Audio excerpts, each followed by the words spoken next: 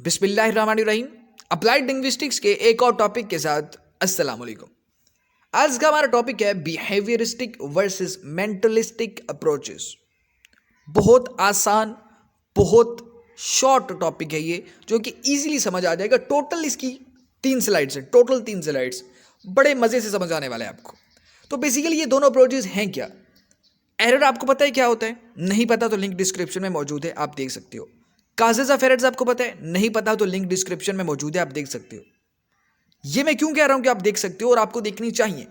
क्योंकि ये दोनों अप्रोचेस एरर्स को टैकल करती हैं, बट दोनों अप्रोचेस का जो पॉइंट ऑफ व्यू है, पीओवी है एरर्स के बारे में, वो डिफरेंट है। इसी वजह से तो हमने ये वर्सेस लिखा है, बिहेवियरिस्टिक वर्सेस मेंटलिस्टिक अप्रोच, कि ये इन दोनों की जो अप्रोच है एरर्स के बारे में वो डिफरेंट है। यही हम देखने वाले हैं कि बिहेवियरिस्टिक अप्रोच एरर के बारे में क्या कहती है और मेंटलिस्टिक अप्रोच क्या कहती है। तो आइए डायरेक्ट हम काम स्टार्ट करते हैं। बिहेवियरिस्टिक अप्रोच की जाहिर सी बात है बहुत सपोर्टर्स हैं, जिनमें बीएफ स्किनर भी एक बड़ा नाम है।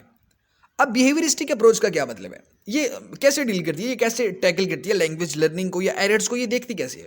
Views language learning as a process of habit formation. Behaviouristic approach ये कहती है कि कोई भी लर्नर जब अपनी नेटिव लैंग्वेज से हटकर कोई सेकंड लैंग्वेज सीखता है तो वो एक ही तरीके से सीखता है, और वो है हैबिट फॉर्मेशन।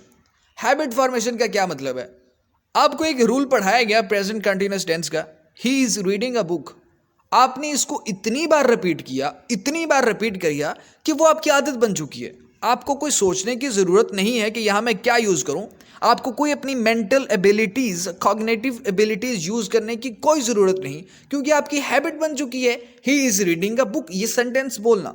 अब इस हैबिट्स, आपकी डिफरेंट हैबिट्स बना बनाकर आपको लैंग्वेज सिखाई जाती है या आप लैंग्वेज सीखते हो, यही बिहेवियरिस्टिक अप्रोच कहती है। अब जब आप हैबिट बनाओगे, जब आप हैबिट के थ्रू एक लैंग्वेज सीखोगे, यानी आप बार बार उसको, एक रूल्स को जो है वो आप समझो रट लिया है आपने, बार बार रिपीटिशन से रीइंफोर्स करके बार बार आपने उसको रट लिया। अब इस अप्रोच में एरर्स जो है ना, उनको ऐसा समझा जाता है कि ये काबिल कबूल है ही नहीं, क्योंकि आप हैबिट बना रहे हो। अगर आप एरर्स को थोड़ा सा भी कबूलियत का दर्जा दोगे तो एरर आपकी हैबिट में आ जाएगा। हैबिट में एरर आ गया तो मसला तो बन गया। फिर वो हैबिट में अगर एरर्स बनाना आ जाएगा तो फिर वो जाएगा नहीं। इस वजह से ये जो अप्रोच है ये एरर्स को कबूल ही नहीं करती। Errors are seen as undesirable habits. Behaviouristic approach में एरर्स पर बैन लगा हुआ है। बिहेवियरिस्टिक अप्रोच में एरर्स पर बैन है। ना आप एरर को एनालाइज कर सकते हो, ना आप एरर को यूज कर सकते हो, आप एरर को देख भी नहीं सकते। ये है बिहेवियरिस्टिक अप्रोच। कि आपने भाई जो करेक्ट सेंटेंसेस है ना, आपने उनको रिपीट करी जाना है, रीइंफोर्स करी जाना है। एरर से आपका ताल्लुक ही कोई नहीं है, क्योंकि आप हैबिट बना रहे हो। तो हैबिट आप किसकी बनाओगे? करेक्ट सेंटेंसेस की, करेक्ट रूल्स की। बस फिर एरर्स का कोई लेना देना नहीं है, एरर्स पर पाबंदी है बिहेवियरिस्टिक अप्रोच में। इसके मुकाबले में मेंटलिस्टिक अप्रोच, इसके जो बड़े सपोर्टर में से एक नाम है नोम चॉम्स्की, और बहुत सारे और भी कॉग्निटिव साइकोलॉजिस्ट हैं जो इसके सपोर्टर हैं इस अप्रोच के। ये अप्रोच क्या कहती है? Views language learning as an internal mental process. वो ये नहीं कहती कि भाई आपने करेक्ट फॉर्म्स को रिपीट करके वही बोले जाना है, आपने कुछ सोचना नहीं है, सिचुएशन क्या है, कॉन्टेक्स्ट क्या है, नहीं, वो ऐसा नहीं कहती। वो कहती है कि भाई आप देखो, आपने प्रैक्टिकल रहना है, सिचुएशन कैसी है, उसमें आपने किस तरह डील करना है, उस सिचुएशन के साथ, उस सिचुएशन के हिसाब से आपने अपनी लैंग्वेज को कैसे डेवलप करना है, किस सिचुएशन में किस तरह बात करनी है, ये आपने प्रैक्टिकली सीखना है, ना कि बिहेवियरिस्टिक अप्रोच के थ्रू। यानी कि आपने एक क्लासरूम में बैठकर 2-3 रूल्स सीख लिए, उनको रिपीट करते रहे, बट जब आई प्रैक्टिकल लाइफ की बारी तो आप कुछ नहीं कर सके, क्योंकि आपका वो रूल क्लासरूम के लिए था। प्रैक्टिकल लाइफ में कुछ और चल रहा है। अब आप सोच भी कोई नहीं सकते, क्योंकि आपको सोचना सिखाया ही नहीं है। आपने जस्ट रिपीट किया है, ड्रिल वही रिपीटिशन वाली की है, और आपने उसको हैबिट बना लिया है। हैबिट आपने वो बनाया है, बट अब सिचुएशन चेंज है तो आपकी वो हैबिट तो काम आने वाली नहीं है। इसी के जो कंट्रास्ट में जो मेंटलिस्टिक अप्रोच है वो यही कहती है कि जो लैंग्वेज लर्नर है उनको प्रैक्टिकल लाइफ में, रियल लाइफ सिचुएशंस में डाला जाए, उनको उस हिसाब से जो है वो लैंग्वेज सिखाई जाए। उनको ये सिखाया जाए कि फलां टास्क आपने कंप्लीट कैसे करना है, यहाँ आपने अपनी लैंग्वेज के थ्रू अपनी कम्युनिकेशन को कैसे स्ट्रॉन्ग कर सकते हो, कैसे अपना मैसेज पहुंचा सकते हो, ना कि सिर्फ आपने रटना है। इसी वजह से जो एरर्स हैं उनको कहा जाता है कि भाई ये natural part of the learning process, ये नेचुरल पार्ट है लर्निंग प्रोसेस का, ये एरर्स तो होंगे ही होंगे। एरर्स पर इतना जो है वो जोर दिया ही नहीं जाता। एरर्स को वो नॉर्मल समझो कि इग्नोर करते हैं, इग्नोर ऐसे नहीं करते।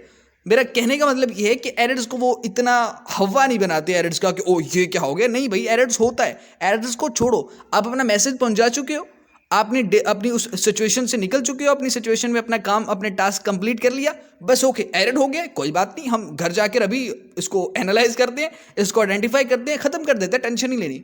बट वो बिहेवियरिस्टिक अप्रोच वाले तो एरर को पाबंदी लगाई हुई थी ना उन्होंने एरर पर। तो बिहेवियरिस्टिक अप्रोच में ये होता है कि जब एक लर्नर ने एरर किया तो एजुकेटेड या टीचर्स क्या करते हैं, उसको जल्दी जल्दी उस एरर के बारे में कुछ भी एनालाइज करने का मौका नहीं देते कि इस एरर इस वजह से हुआ है, नेक्स्ट टाइम आप ये यूज़ ना करना, नहीं। वो उस एरर को छोड़कर, यानी कि फॉर एग्जाम्पल चलो मैं एक सेंटेंस पढ़ देता हूँ। पास्ट का एक सेंटेंस था, he went to the market. अब लर्नर ने यहां लगा दिया ही गोड टू द मार्केट। अब वो ये नहीं बताएंगे कि ओके ये आपने इस वजह से किया है क्योंकि आपने जो सेकंड लैंग्वेज के एक रूल को ओवर जनरलाइज कर दिया है। आपको पता था कि बहुत सारी पास्ट फॉर्म्स बनाते हैं वक्त हम ईडी लगाते हैं, बट आप गो के साथ ईडी नहीं लगाना था, आपने यहां वेंट आना था। वो ये बताएंगे नहीं ना, वो ये कहेंगे गुड आपने एरर किया है, अच्छा है आप खुद सीख जाओगे, नहीं नहीं नहीं नहीं, वो आपको डायरेक्ट बताएंगे कि भाई इसको छोड़ो, आप सिर्फ ये पढ़ो he went to the market. बस गोड क्यों लगा है, आपने क्यों लगाया है, ये आपका सर दर्द है, आपने गलती कर दी है, नेक्स्ट टाइम ये गलती नहीं करनी। ये करती है बिहेवियरिस्टिक अप्रोच। मेंटलिस्टिक अप्रोच कहती है ओके भाई एरर कर दिया, वेल डन, गुड, अच्छा कर दिया भाई। एरर को थोड़ा एनालाइज करो। मतलब एजुकेटर जो टीचर्स है ना, वो पूरा स्टूडेंट को टाइम देती है, लर्नर को टाइम देती है कि जो इसने एरर किया है वो खुद ही इसको सीखे कि यार ये मैंने क्या कर दिया, ये रूल यहां अप्लाई नहीं होना था, ये रूल उस जगह अप्लाई होना था। अब अगर कोई आपसे ये पूछ ले कि भाई इसमें ज्यादा बेटर अप्रोच कौन सी है, किस अप्रोच को यूज करना चाहिए लैंग्वेज सिखाने में या लैंग्वेज सीखने में, तो देखिए दोनों अप्रोचेस अपनी अपनी जगह, दोनों अप्रोचेस के प्रोज भी हैं और कॉन्स भी हैं। अब देखिए immediate correction can help in forming good habits. जो बिहेवियरिस्टिक अप्रोच है वो यही कहती है कि भाई जल्दी से करेक्शन कर दो, एरर्स पर ज़्यादा देर नहीं लगनी चाहिए, ये ना हो उसकी हैबिट बन जाए।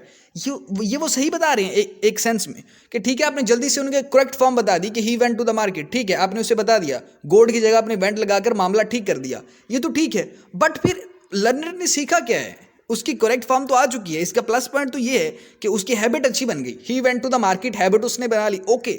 बट उसने सीखा क्या है फिर, गोड से उसने क्या सीखा है, रूल उसने क्या सीखा है, कुछ भी नहीं सीखा।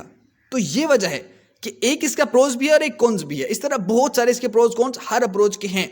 तो आपने करना क्या है, आपने इनको बैलेंस करके लेके चलना है, आपने अपनी सिचुएशन रिसोर्सेज के हिसाब से दोनों को यूटिलाइज करना है बेटर लैंग्वेज लर्निंग के लिए, लैंग्वेज सीखने के लिए या फिर लैंग्वेज टीच करने के लिए। Understanding errors can provide deeper insights.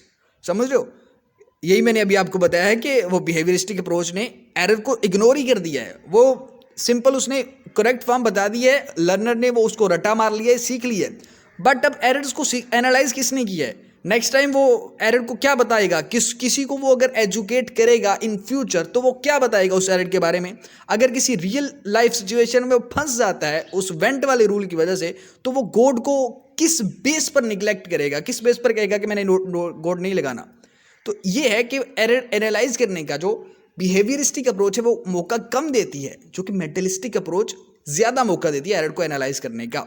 But होना चाहिए कि अगर बिहेवियरिस्टिक अप्रोच ये कह रही है कि ओके एरर्स को हम एनालाइज कर ही नहीं रहे, एरर्स को हम देख ही नहीं रहे, एरर्स जो स्टूडेंट कर रहा है उसको करने दो, तो बिहेवियरिस्टिक अप्रोच में ये होना चाहिए कि नहीं आप थोड़ा टाइम दो, एरर्स को एरर एनालाइज करने दो, उनको एरर्स के बारे में बताओ ताकि नेक्स्ट टाइम वो हर तरह की जो एरर्स है वो अवेयर रहें स्टूडेंट्स।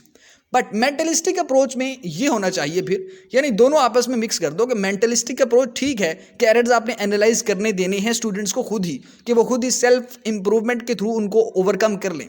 बट आपने इतना टाइम नहीं देना कि वो खुद सेल्फ एनालाइज ना करें, वो खुद ऐसे ही बैठे रहें, ठीक है, और एरर वो जो है वो उनकी आदत बन जाए, एरर उनकी कम्युनिकेशन में ऐसे गड़ जाए, वो फिर एरर नहीं निकल पाएगा। समझ लो, इस वजह से आपने एरर एनालाइज का मौका देना है, कम देना है, ताकि जल्दी से एरर हैबिट बनने से पहले एरर आप खत्म कर दो और एरर एनालाइज भी हो जाए।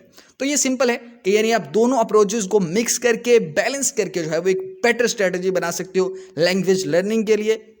तो आज के लिए टॉपिक के लिए यही कुछ था। अगर आपको कंफ्यूजन हो तो आप कमेंट बॉक्स में पूछ सकते हो। टेक केयर, अल्लाह हाफिज़।